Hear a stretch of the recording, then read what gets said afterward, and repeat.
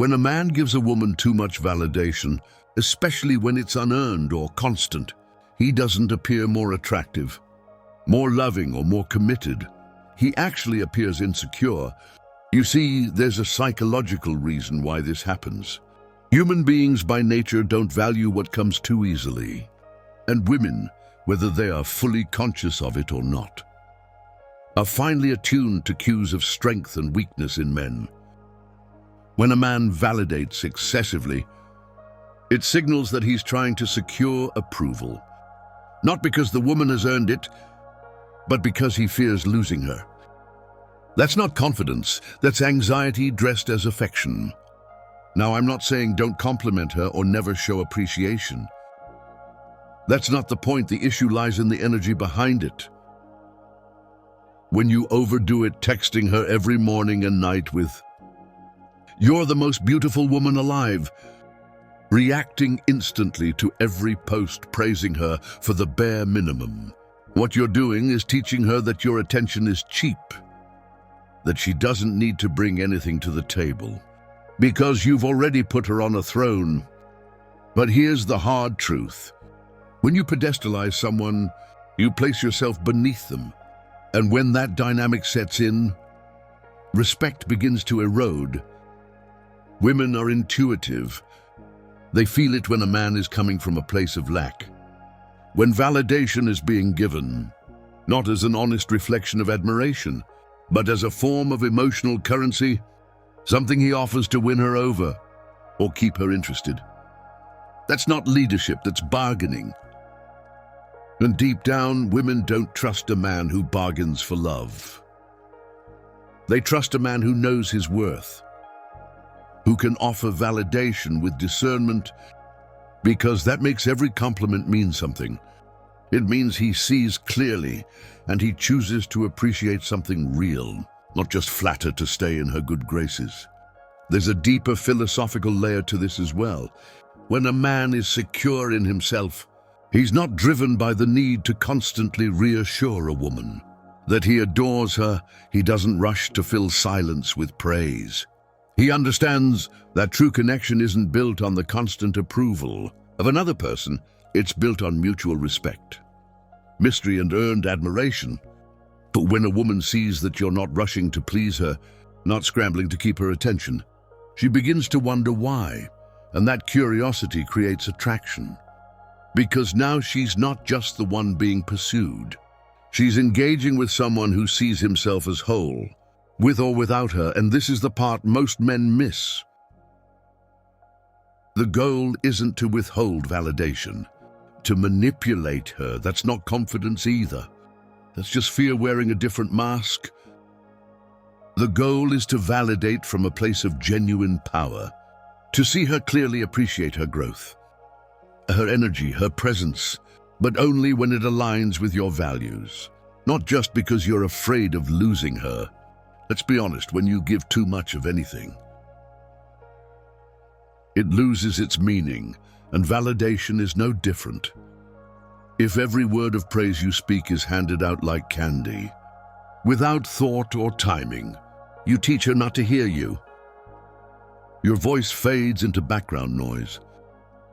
But when your words are intentional, when they are earned, when they're rare enough to be felt, you become unforgettable.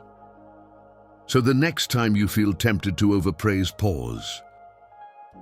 Ask yourself, am I speaking from strength or from need? Because women may smile at compliments, but they respect men who don't need to use them as a crutch. And respect is what keeps desire alive long after the butterflies fade. Choose presence over performance. That's what makes a man stand out and stay. One of the most silent ways a man loses a woman's respect is when he abandons his purpose to prioritize her. And at first glance, that may sound romantic. After all, we're constantly told that love requires sacrifice, and that putting someone first is noble. But the reality is more complex, because when a man consistently puts a woman above his own mission, when he begins to orbit around her, instead of moving forward on his own path. She doesn't interpret that as devotion. She sees it as weakness, and more often than not, she starts to pull away, not because she doesn't care, but because the very energy that attracted her in the first place begins to disappear.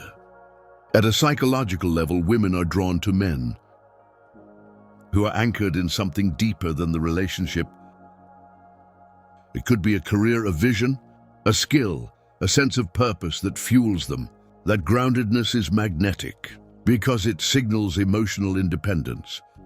It tells her this man isn't just here to be loved.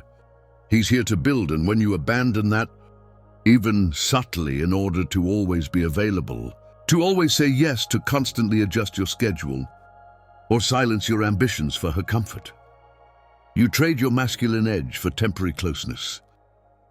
But what you gain in proximity, you lose in polarity, and that polarity is everything. It's what creates the spark, the tension, the unspoken attraction between two people. If you're always available, always compromising, always adjusting, she begins to see you as someone whose life is shaped by her moods, not a man who's steering his own ship. The irony is, you may think you're making her feel special, but you're making her feel like the center of a life that lacks its own gravity. Think about it. When a man sacrifices his passions or goals to accommodate a woman, what he's really doing is outsourcing his identity. He's making her the compass. And that's not love, it's dependence. And women, whether they realize it consciously or not, do not desire to lead a man emotionally or directionally. They want to follow a man who knows where he's going, not because she can't lead, but because in relationships that thrive, respect is the foundation, and respect is born from watching someone walk their path with clarity and conviction, even if that sometimes means walking alone. This isn't to say you don't invest in love. You do, but you invest from abundance, not absence. You give her your time, your attention, your energy, but never at the cost of your identity. Because the moment you make her your mission, you lose the very thing that made her admire you to begin with. A man with purpose is not rigid or emotionally cold. He simply understands that love thrives when it has something solid to stand on. And that solid ground is who you are when no one is watching. Your ambition, your discipline, your drive, your standards. Here's the paradox. The more you prioritize your purpose, the more deeply she trusts your presence. Because now your time with her is intentional, not habitual. It means something. You're not with her because you have nothing else going on. You're with her despite everything you have going on. That's the difference between a man who sacrifices himself for love and a man who invites love into a life already worth living. So let's be clear. A woman doesn't lose interest when you're busy doing meaningful work. She loses interest when you abandon that work to chase her approval.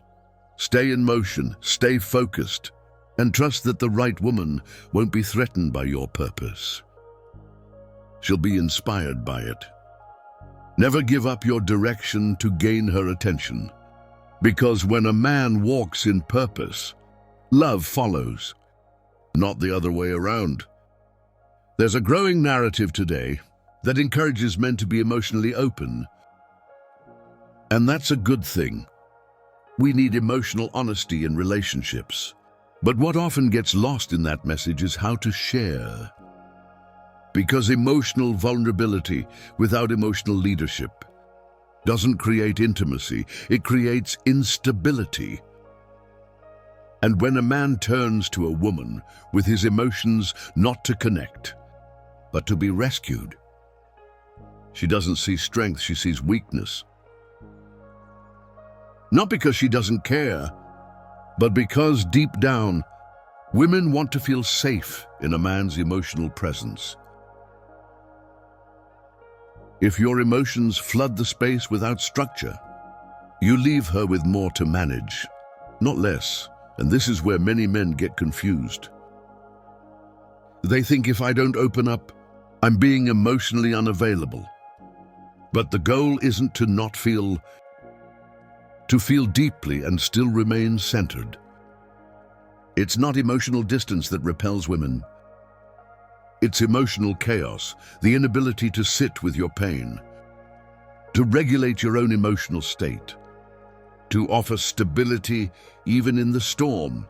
That's what makes a man appear weak in her eyes, because at a core level, she's wired to seek safety. And safety doesn't come from emotional outbursts. It comes from knowing that the man beside her can feel pain without drowning in it.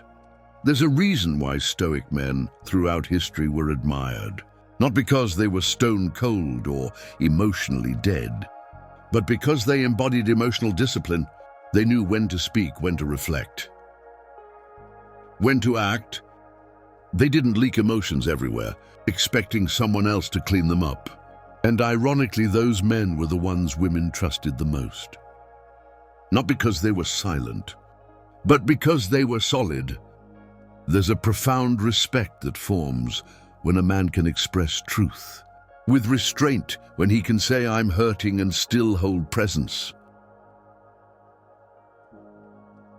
That's what creates safety. That's what deepens intimacy. So don't confuse vulnerability with volatility. True strength isn't loud and it's not reckless. It's measured, grounded. Man who can hold himself emotionally invites a woman to relax in his presence. And that's what makes her stay. Master your inner world, not to become distant, but to become dependable. Because when a man can feel everything and still remain rooted, that is when a woman sees him as irreplaceable.